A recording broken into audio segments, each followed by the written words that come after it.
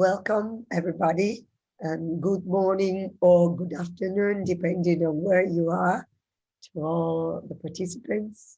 First of all, I would like to thank Han Nguyen, Philippe Perrochet, and Vincent Moreau, and the collaboration of the French Chamber of Commerce in Vietnam, partner of Enterprise Europe Network, for organizing with us this event, which is a wonderful event, as today we will have a very interesting overview on the opportunities in the food and beverage sector for European businesses. Today, this event is taking place during a bigger event, which is Expocook online experience, a 3-day event dedicated to the HoReCa sector in its broad sense. So today here we have in presence many companies from several areas, several topics like food and beverage producers, but also equipment producers dedicated to the hotel and restaurants, and many other topics. And we have a lot of online participants to our online B2B event, Expocook online experience. But I don't want to steal too much time to this very interesting speech, to this very interesting session today. So I'll leave it you the floor, Han, and thank you for organizing this with us. Thank you, Giada, for the introduction, and thank you for the opportunity to join the Expocook exhibition, although virtually.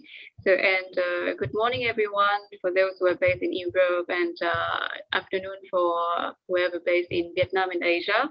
So I am Han Nguyen, head of the business support division at the French Chamber of Commerce and Industry in Vietnam, which is also EEN Vietnam.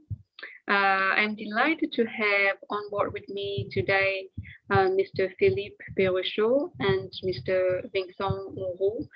Both of them have been in Vietnam for many years, and they are both very active in the F&B industry in Vietnam. Philippe is currently the owner of Saint-Honoré Bakery Cafe restaurant concept, whereas Vincent is actually the founder of Maro Feather de Chocolat in Vietnam. So please welcome them. So to Philippe, could you please share with us some lines about you and your business company in Vietnam before Vincent taking the floor, please.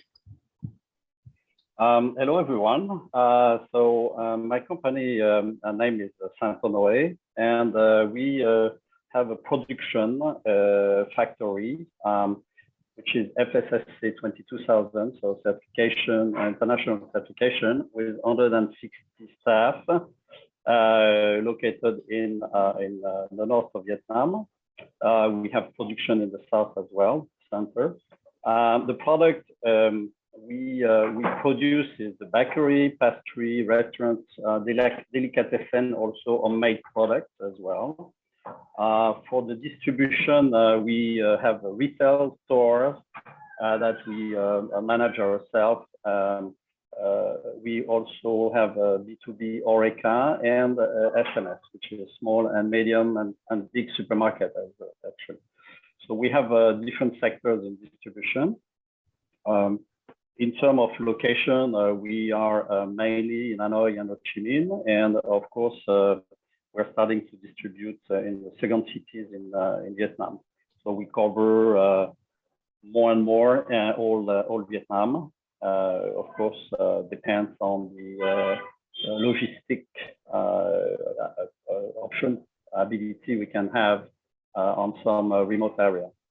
So that's the presentation of my company. Thank you. The question? Okay. I will just let Vincent to present himself and his company before we move to the next stage. Okay, Vincent, please. You are on mute. Okay, there we go. Thank you for having me. Yeah, so Maru was started in 2011 by myself and Samuel Maruta with the dream to create the best chocolate possible in Vietnam using Vietnamese cacao. At the time, Vietnam was not known for its cacao, not known for really any brands that were exporting quality. So we created at first a very simple dark chocolate that won many awards and got us many invitations to great salons, and it built from there. That was in 2011. 2016, we opened our first retail with Maison Maru, which is a small chocolate factory, pâtisserie, chocolaterie, and cafe all in one, offering a complete chocolate experience. So those, we have 3 of them. They are our flagships for our brand and showcase our chocolates and other things. And now we are growing into more retail with a concept called Maru Station, which are smaller shops that will be placed in malls and metro stations and things like that to reach more Vietnamese. I would also add that we have a sizable factory that it will be expanding as well, and we export to over 20 countries, with Europe and North America being our main markets. Thank you. Thank you very much, both of you, for the introduction. To follow up next, I'm going to give to all the participants a quick overview of the economic development path to capture the Vietnamese context as it is today, because I believe for us who are based permanently in Vietnam, it's easy to see or to feel and imagine this pattern of Vietnam. But for those who are based in Europe and in Italy especially, I would like to share with all of you this some information so that you can also grasp the context of Vietnam like us. And of course, in the second part, we will have more time to discuss directly with Philippe and Vincent by exchanging some questions and answers. And I believe the answers we give to all of you and over the general understandings of the F&B sector in Vietnam, and also its reserve opportunities in the market. So let's move to the next part. Regarding to why Vietnam, and let's move to this slide. Well, so I think in such a short time like we have today, I just want to share with you a general overview of the development pattern of Vietnam since 75. Because I believe to understand why Vietnam has gained significant role in Southeast Asia, and why its economy has been one of the fastest growing economies in the world, we should have a look at its remarkable evolution.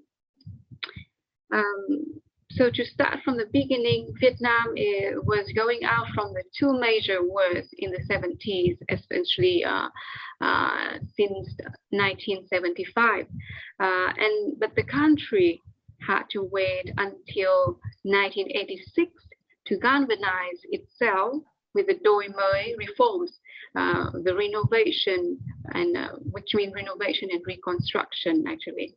And these reforms have marked the switch from a very centrally planned economy where there were only state-governed businesses to a market economy.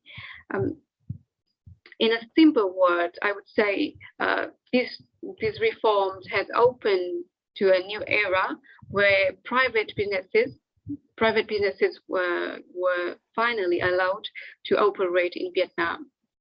And then until 2007, Vietnam joined the World Trade Organization, WTO, for the first time.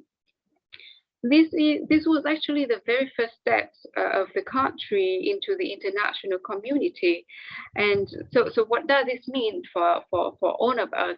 You know, actually joining WTO means more international partnership and more international business exchanges between Vietnamese companies and foreign companies, such as European ones, and in a broadened range of industries, which are finally allowed, and since then have been promoted and enhanced over the year. It is an important milestone for Vietnam and also for its international business partners, because I would say before 2007, for a foreign business or foreign investor, it could have a chance to operate in Vietnam, but it is very difficult because the sectors were very limited for foreign businesses and for foreign investors before this time. As a result, for the very first time after 25 years, Vietnam has finally been transformed from one of the poorest countries in the world right after the war in 1975 to become a lower middle income country in 2010. And then in 2019, Vietnam's economy has become one of the most open in the world, with new FTAs, free trade agreements, promising growth for the future. Overall, to date, the country has been working on 17 straight free trade agreements. And I would say one of the most important is for us and for the country is, of course, the Europe-Vietnam Free Trade Agreement, EVFTA. And since 2020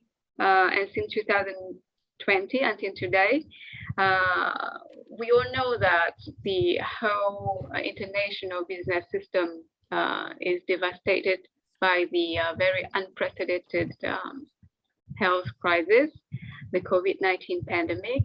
Vietnam was one of the, Vietnam will have no exception. However, in 2020, Vietnam has been less affected than it is today. So in 2020, Vietnam was still one of the three economies in the world to maintain a positive growth of 2.9%. But this year, 2021, is a really difficult year for all the business communities in Vietnam, either local businesses or foreign businesses. Since the beginning of the situation of the COVID situation, the border has been closed. We have gone through different level of lockdown to switch from semi-lockdown to full lockdown, and it is the current situation in Ho Chi Minh City right now, where I'm living in. And I've been, and one of our speakers, I believe, Vincent.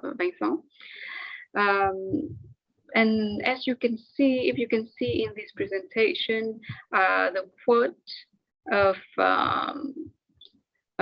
the acting country director for the World Bank in Vietnam. If the country is willing to go out from this current situation of pandemic, it relies a lot and mainly on the effectiveness of the vaccination program, and also it relies on the support that the government could provide to the affected business, so that they can gradually get back to the recovery.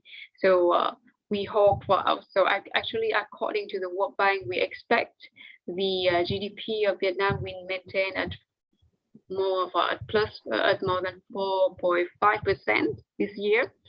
And but we need to see how it is going, depending, like I said, on the vaccination program and on the support, necessary support the government could mobilize to support the businesses in the country.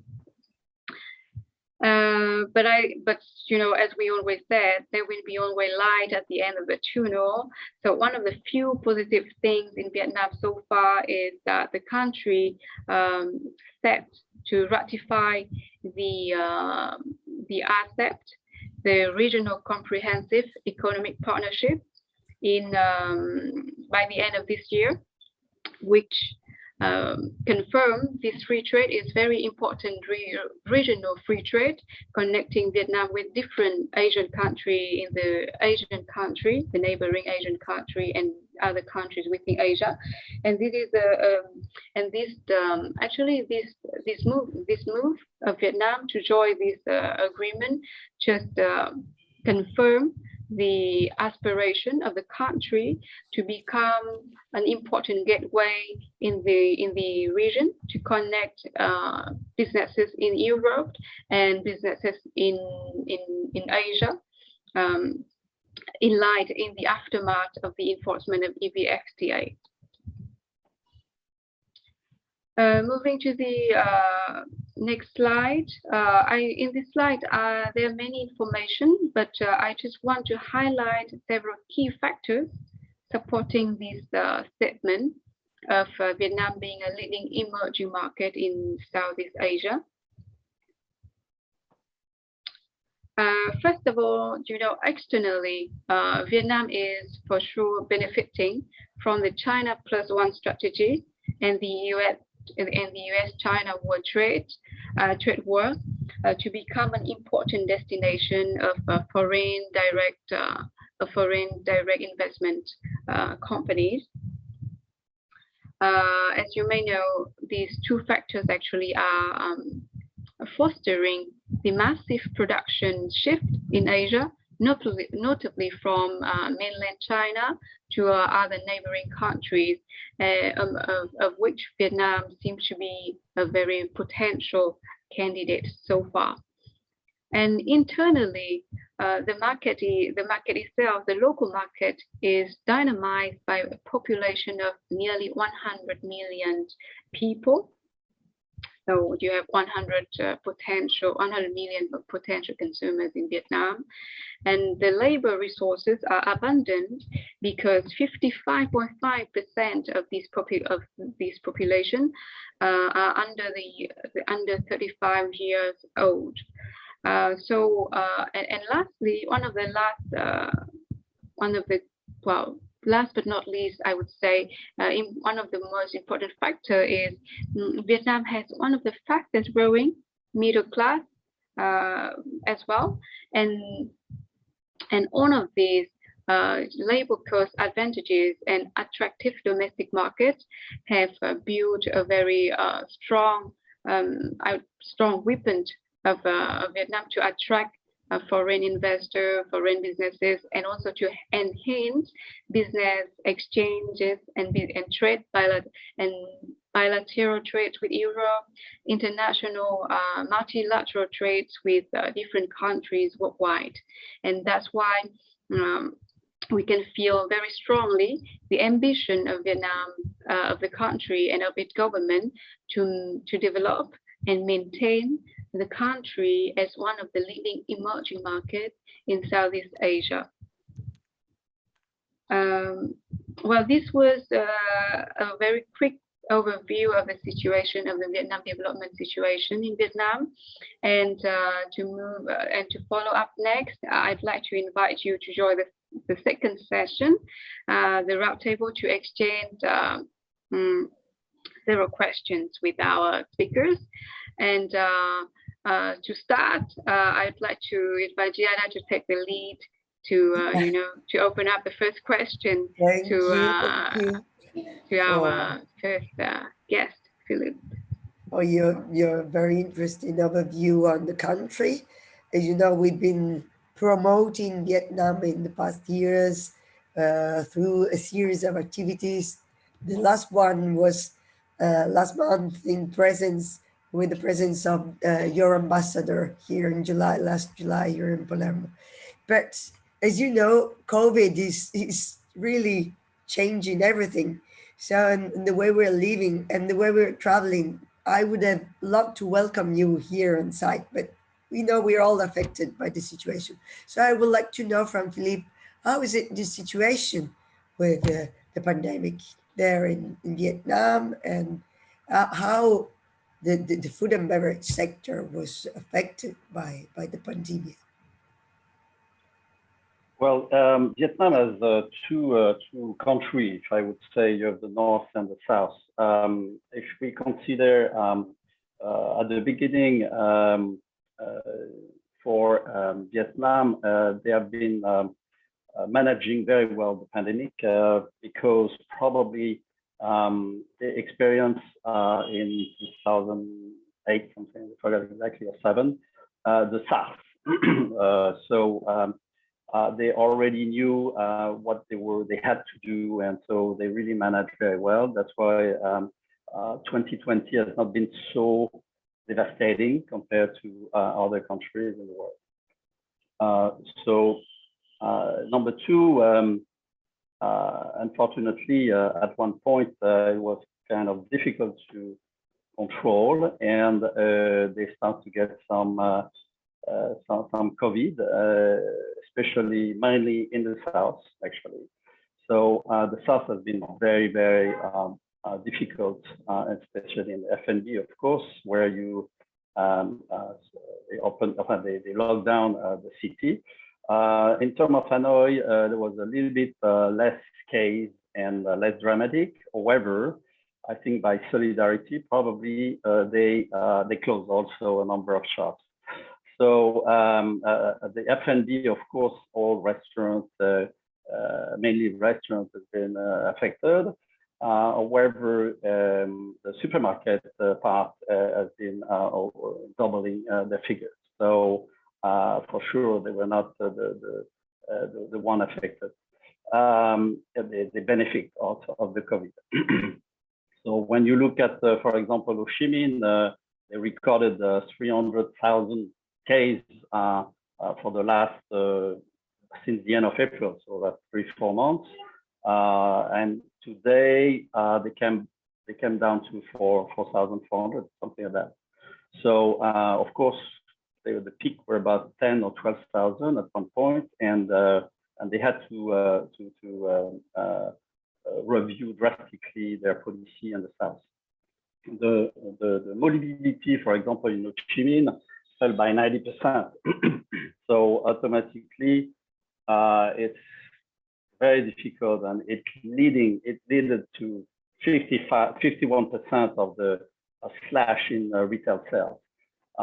So that was really, really brutal, I would say. Whatever you could, I mean, again, we had the north and the south, but still, let's say the last 3-4 months has been almost the same. All this, everything was locked down.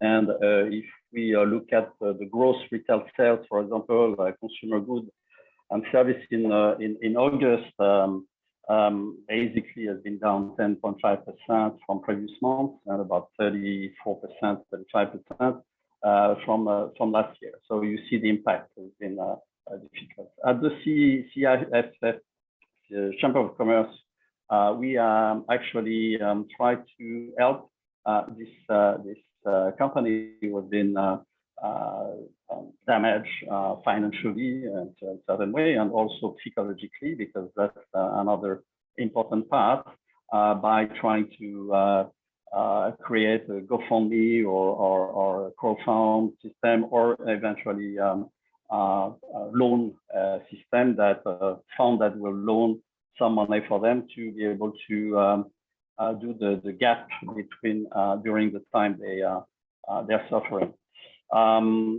So what the government did for to help this restaurant and organization who had a problem. Well, Okay, they try to work on the income tax, they try to work on the electricity, they lower a little bit some costs, some expense. Social security, they delay a little bit the payment. VAT also. On the private sector, the landlord basically try to reduce the cost, the rent, sometimes 10, sometimes 30%, sometimes 50. And then, so that helped a little bit this F&B to survive at least, or to not to lose too much money. So, but it has been really difficult for the F&B.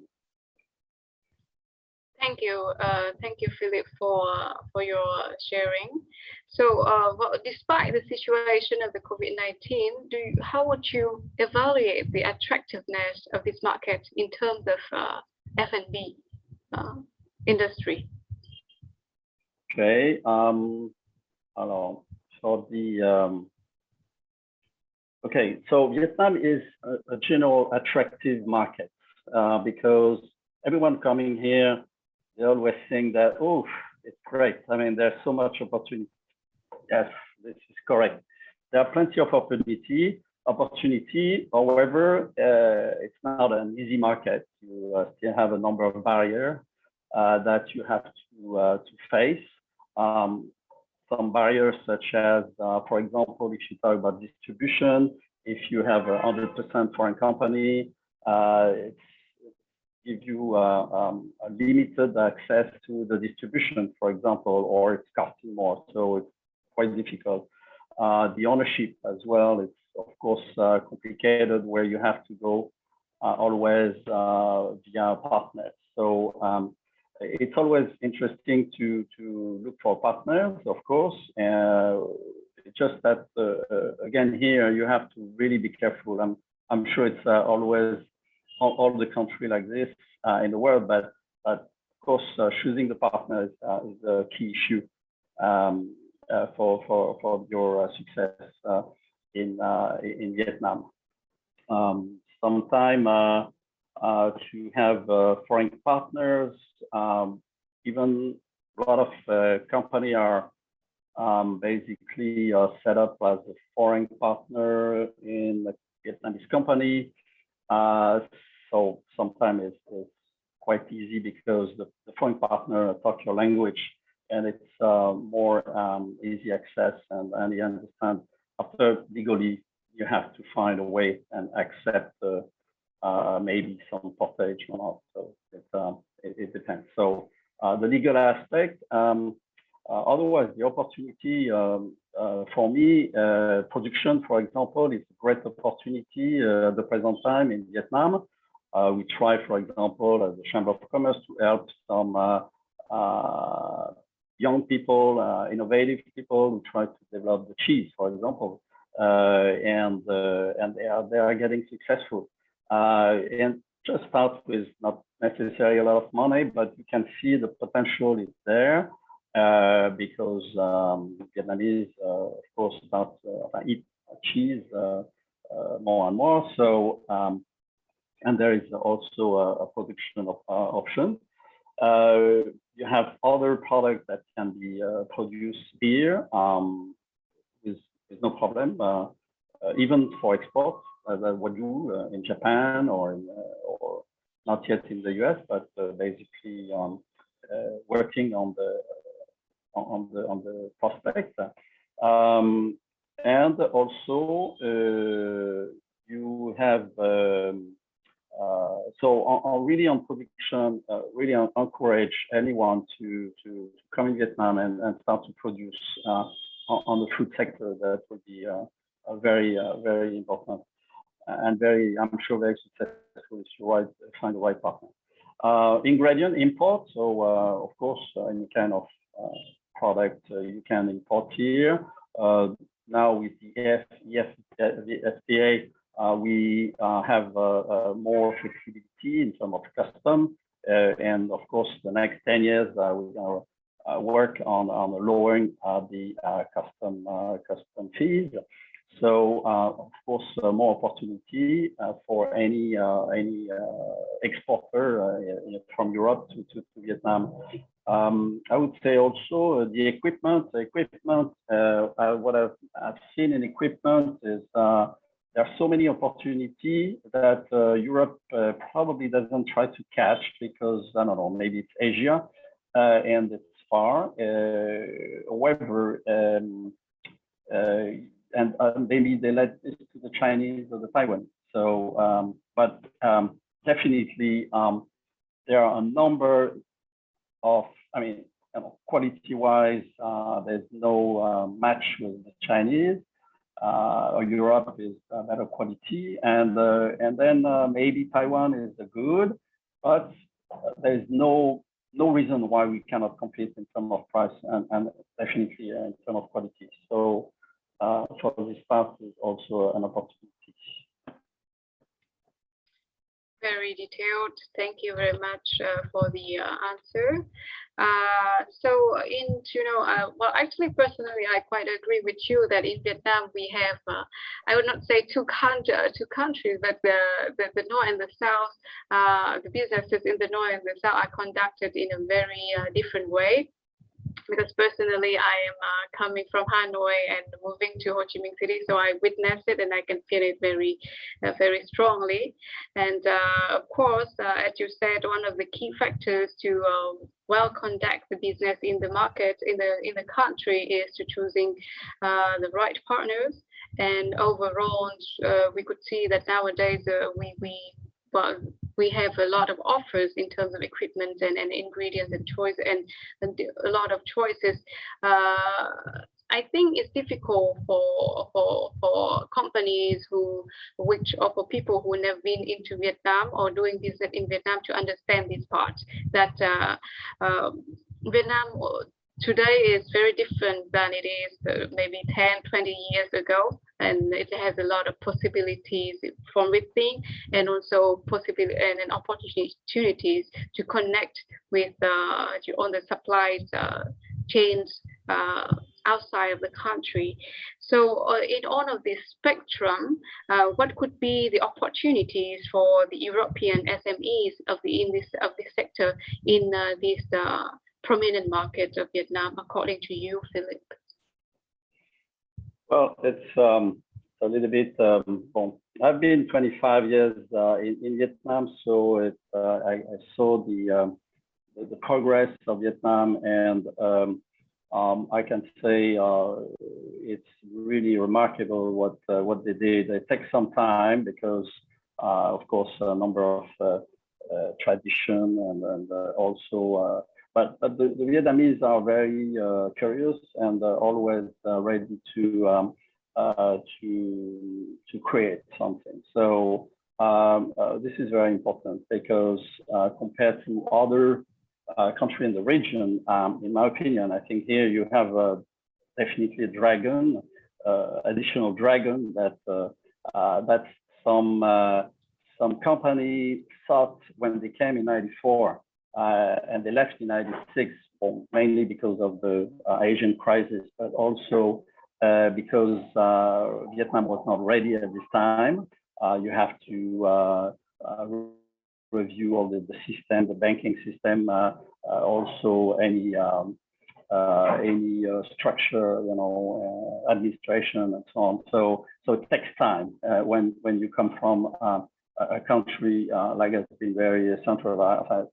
Basically, centralized and the system in place to sort of open this type of country. But I think they've been really well developed in that. And also the main thing is the Vietnamese love education. So they all are very well educated. So when you have a country with well educated people, automatically at one point, it's going to come. So it has to be patient. A lot of opportunity, as I say previously. Now some tips about the how to enter in the country. Let's see. Don't hesitate to first of all, I talked with people who have been here for a long time, and I've been running business, okay?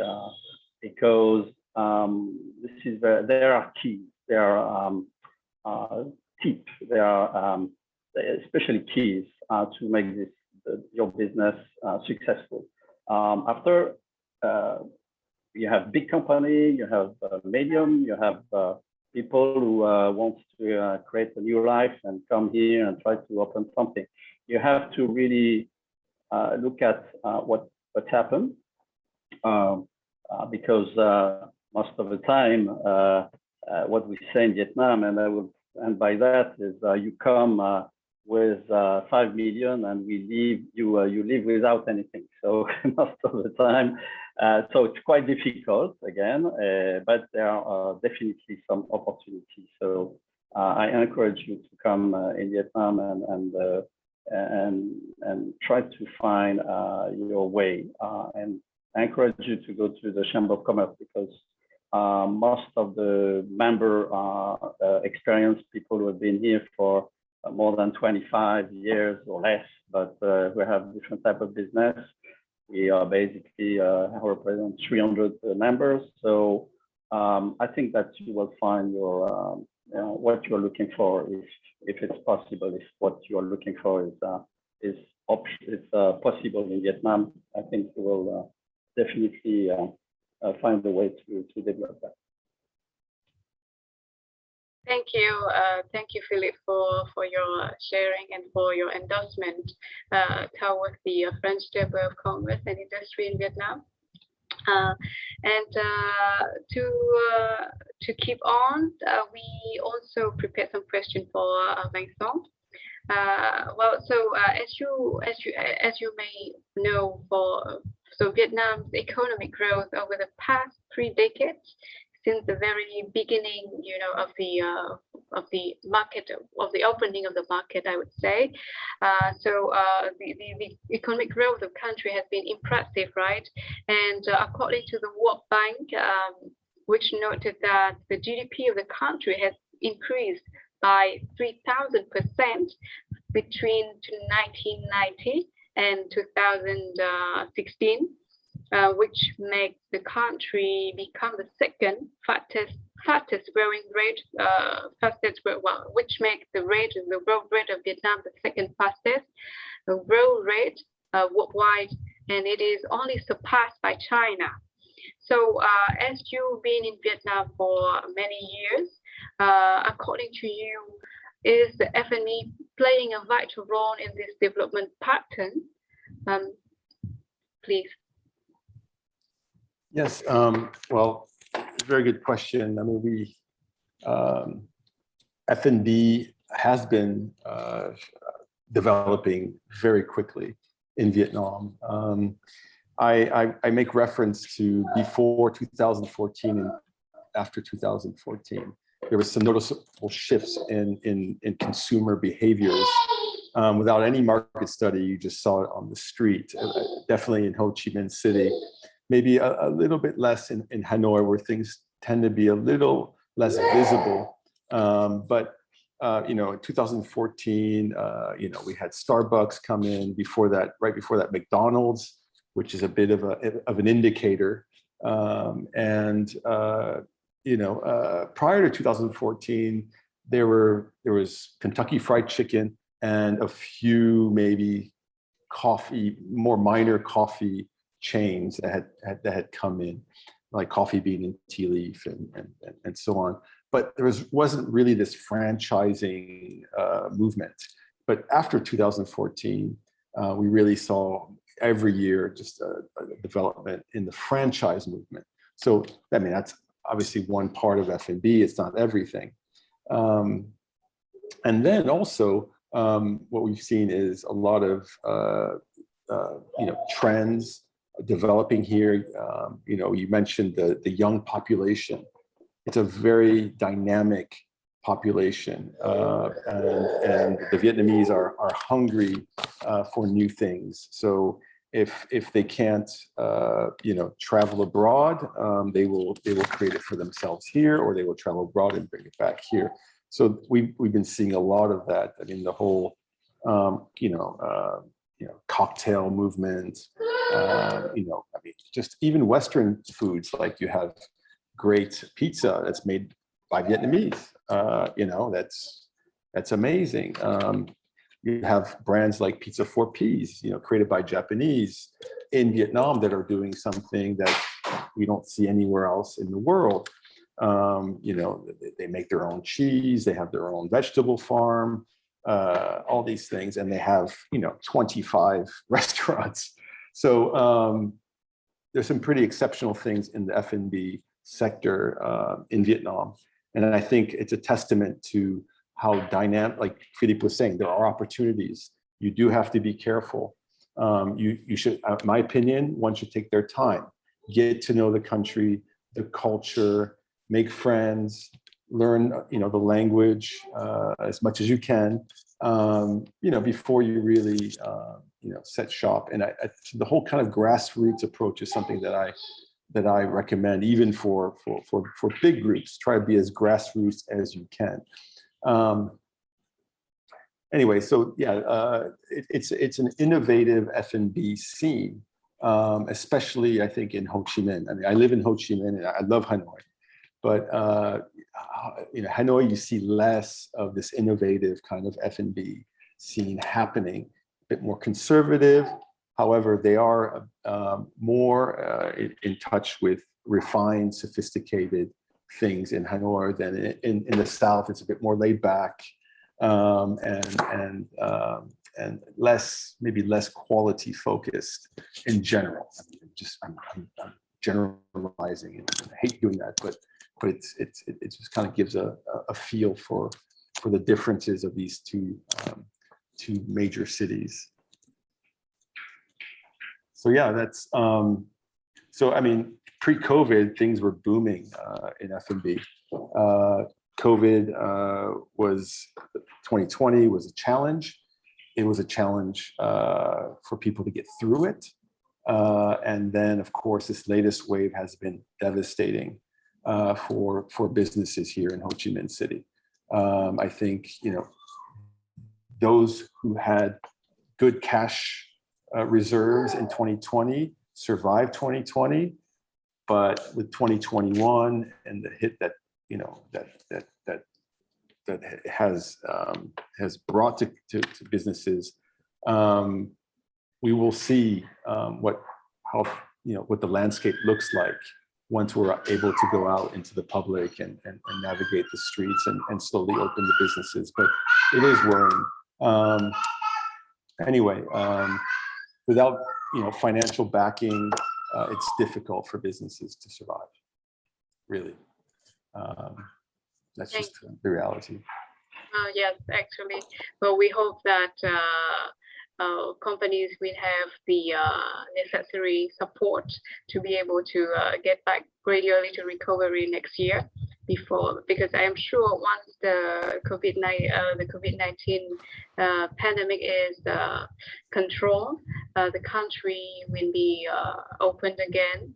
The economy will be booming again, like it used to be, like the pattern we have witnessed since a decade until now. Yeah, I mean, I fully believe in that, because it's not by luck that Vietnam has been developing and doing very well, and so COVID or not COVID, it's not going to affect the long-term growth of Vietnam or its dynamic spirits. You just can't take that away from a people. So yeah, I mean, the new normal will be here, and I think it'll be a very bright one for Vietnam. Indeed, thank you. Okay, so we talk a lot about COVID-19, which affected businesses in many ways, and in all of this pattern, all of which, have you seen or any new trends of F&B development, and do you foresee any new trends of this sector in the coming time? New trends. Well, I think there's been a significant interest in foods like health foods, and restaurants offering a healthy alternative or option. I think that's something that we're seeing a lot of in Ho Chi Minh City, and the young Vietnamese and Vietnamese are definitely interested in creating their own. And that's been growing since I've been here in Vietnam, but obviously now it's definitely much more present. So I think an attention to healthy dining.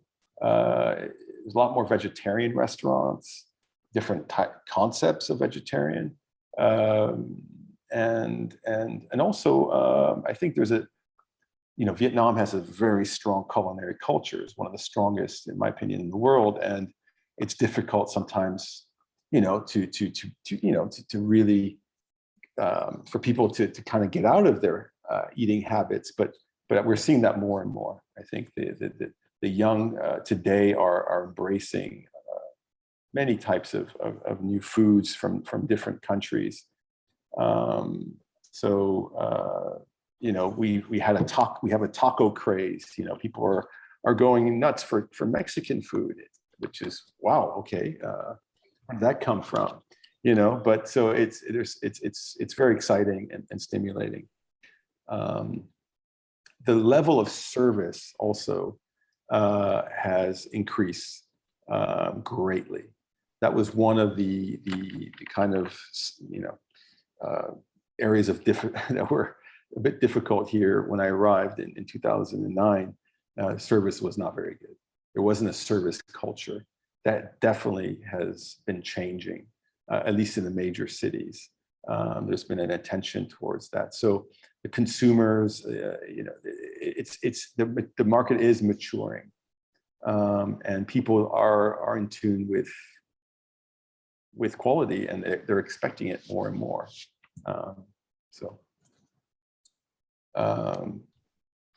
Yeah.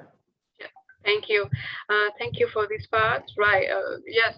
I remember maybe I would say 10 years ago when I was still living when I was in Hanoi. Actually, by the time there were very few international restaurants, or for example, like you were mentioning at the beginning, there were more KFC or fast food chains, and also 10 years ago there were very few I'd say not Chinese but Japanese restaurants in Hanoi, not to say Mexican, but nowadays we can see it in every corner. We can find international food. So it means that I think the trend has been accompanied by the openness of the market and also of the society. And thank you for the answer of the question. Let's move on to the next question.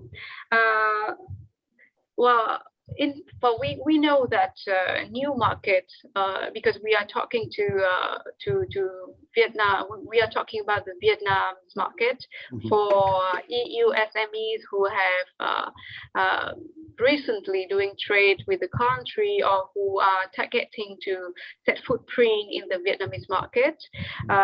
We would say a new market presents a lot of potential opportunities. And setting up a business in a new country has never been an easy task. And since you and also Philippe, who were here, who has been here since very long time, and set up your own business in the country, could you share with us some key challenges you, Vincent, have faced during your journey of setting up Maru Chocolate in Vietnam? Well, yeah, there are definitely challenges in every country, especially when you just arrive and you don't know, how things are done. So yeah, first thing is to take time to learn. I think things are a lot easier now to understand the legal framework, setting a business up, the different options. Google has a lot more information than 10 years ago. So yeah, I mean, Vietnam is one of the easier countries, in my opinion, to set up something, especially if you don't have a huge investment available, right? So you can go much further with your funds, I believe, if it's done smartly. You can also crash, and burn, but quickly. But the idea is really to take time and to get to know the market and how people do things here. It's a dynamic place. People are entrepreneurial. They have a sense of doing business, and so there's just a lot of great. There's more ups, in my opinion, than downs. I mean, the government has been more and more business friendly, obviously over the years.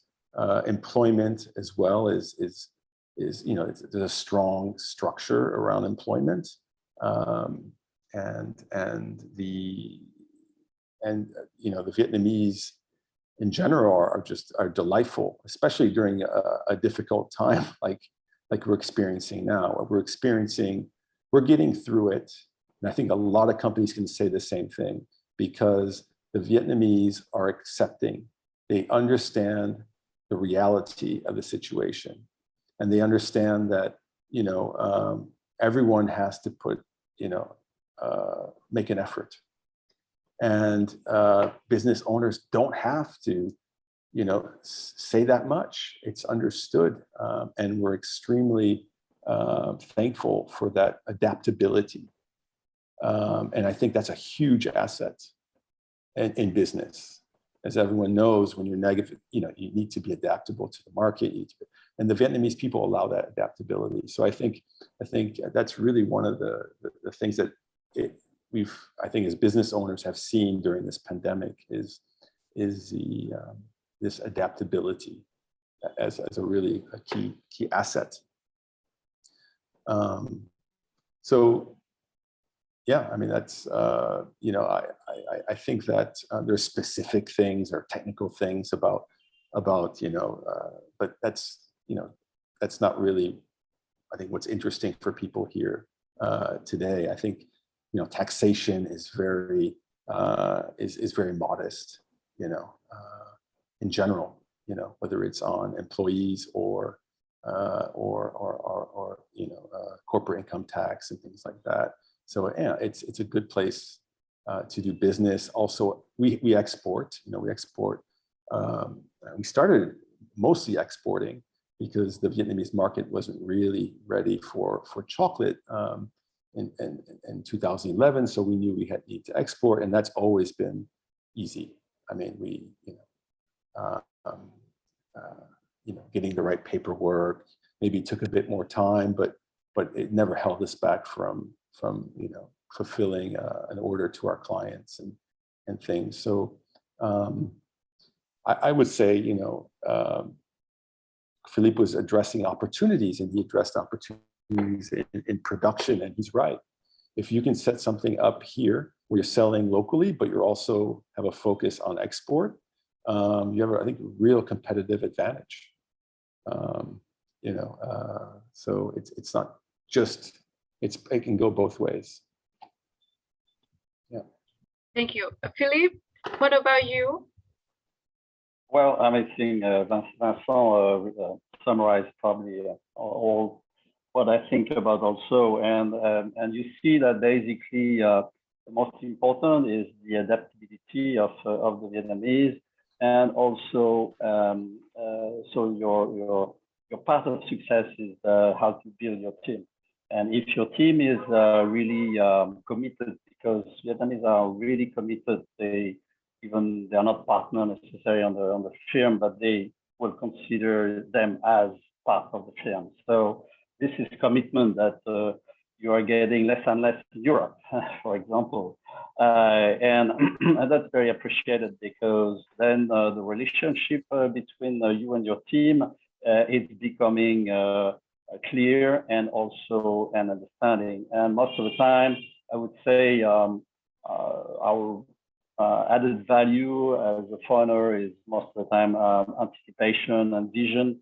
And I would say, but as soon as you get problem, you just leave everything to Vietnamese. They know they are the best in trying to solve any problem you can have on the on your market or your company.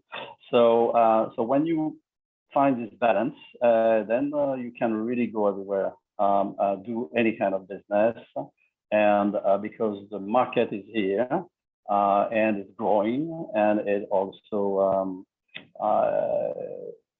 there are plenty of opportunity, as I say. So the key is not necessarily the legal barrier, not necessarily the technical barrier. Sometimes could be some infrastructure is not the best, but it's growing and it's getting better and better.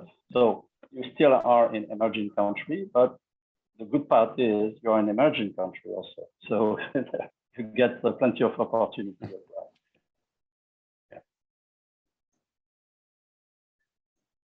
Yeah. Disappear. Yeah.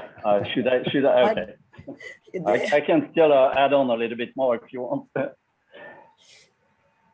You there? Hello? Okay. It disappeared. Yeah, thank you very much for this very, very interesting. I keep on receiving messages about the interest on this webinar. As you know, after the free trade agreement, many companies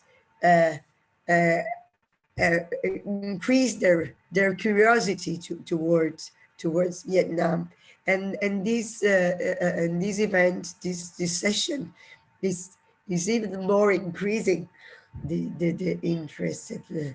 They keep on asking, oh, but what about taxation? What about setting up there? So I'm sure we will have a follow-up on after this session in the next months.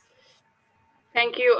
Sorry, I have some technical. I was having some technical issue, but I'm back here. Well, I'd like to ask the last question, but since we are running out of time, so I maybe unless Philippe and Vincent, if you would like to share some tips to add on, but I believe over the discussion you have shared many information regarding the opportunities, but also the challenges, and also you know the all of the tips and what and best practice during our exchange. So unless you want to add on some more things, here we are reaching out to the end of the session. I would like to take the advantage to say thank you to Giada and to organize this session with us, and also a great thanks to Philippe and Vincent to have accepted to join us, although it was very last minute. Thank you, and the word is for you, Philippe and Vincent. Okay. Thank you. You can go first. Okay. What was the question? I mean, if you want to add any other tips to share to companies to wrap it up. I already talked. Maybe I was reading the last question a little bit in advance, so I put some information already. So no, frankly, exactly. yeah, I don't have too much to add, except for anyone who wants to come to Vietnam, go through the door that will open doors for you, actually. So for now, the Chamber of Commerce, I don't want to advertise for that, but anyway, I know this a little bit more than some people. So inside the Chamber of Commerce, really, you have the skill. And people will definitely explain to you how it works, and if it fits with your product, or if it fits with your goal, that would be great. And but please, approach the Chamber of Commerce, and we can give you all the hints and tips you need to be able to get into the market. Thank you. If I may add something, you should advertise, because as Enterprise Europe Network partners, we're really there to support European companies enter the Vietnamese market. Of So course. if companies need some support, some advice, some tips, etc., or they need to organize, because as Vincent and Yves were saying, it's not no country is easy. You need to know before you start any kind of activity. And we're there to also help on that. We provide all the possible information. And we can also organize missions to explore the market and then understand whether the market is fit for the sector or the area of a company or not. So the activities and support we as Enterprise Europe Network contact points can provide, we can offer really a wide range of services. Indeed. Indeed. Thank you very much. I have one thing I just wanted to add. Sure. And I just, and we've been seeing it more and more in the last maybe 4 or 5 years, is as there are more Vietnamese brands creating quality. And I think one of the latest examples is VinFast. I think, the Vietnamese have a pride, and it's not just because a product comes from overseas and they're gonna love it and accept it and everything. And what we're seeing more of now is just quality Vietnamese brands, and Vietnamese are embracing it. There's a level of pride. So if you're a foreign brand, I would consider ways of enrolling in whatever you're doing, the Vietnamese, to bring this level of something that's made here, there's contribution to engage this pride of bringing something of Vietnam forward. So I don't know, that's just my little thing, because that's when VinFast, a lot of people were like, well, no one's going to buy that, right? It's just a BMW with well, no, people are proud to buy. They know it's the beginning of the story. They're contributing to the beginning of a whole new industry, and they're not buying the BMW. So, I was the first to be surprised by that, and bravo. It was a bold, audacious move, and for Vietnam, it really brought a lot of pride to people. Yes, indeed. Like yes, big group like Vietnam, like VinFast, or in other sector like FPT, I consider the symbol of Vietnamese economy. Actually, Vietnam tried and wanted to follow the example of South Korea to support, like local businesses to develop from SME to large corporation and become, and then become the leader of certain industries right within the countries, and also they have a very strong internationalization ambition. Well, I hope so in the future we can see more companies, Vietnamese companies like that in Vietnam. So because for me, it's a sign of the economic growth of Vietnam, and all of these companies could be potential partner to any companies in Europe or right within Vietnam, and that way we can promote further the multilateral trade and businesses exchange between Vietnam and other countries in Europe or in other part of the world. To this extent, I would like to close our session today, and thank you for having joined the session, and thanks to Giada and Vincent and Philippe to have participating. Thank you. And hopefully we can have more sessions like that next time. Thank you. See you soon. Okay, thank you. Maybe in Thank you very Italy. much. Thank you for your Okay, hosting. thank you for your time. Bye. Yeah. Bye. Okay, Thank bye. you. Bye-bye. Bye-bye.